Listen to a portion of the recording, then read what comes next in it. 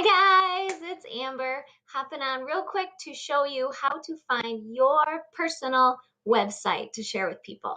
So from your back office dashboard, go to Profile, My Profile, and then you're going to choose find the section that says Replicated Site.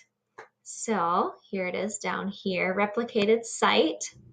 Okay, and in my case, it's Cute Comfy Leggings. So you're going to take that wording there, whatever it says, and your site, I'm going to type it in up top. Your site is going to be www.abby+anna.com / whatever that replicated site is.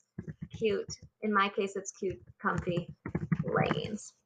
That is the link you will share with people on your Facebook page. If you want to email it to people, okay, that's your site. And that's where you will get your 25% commission through.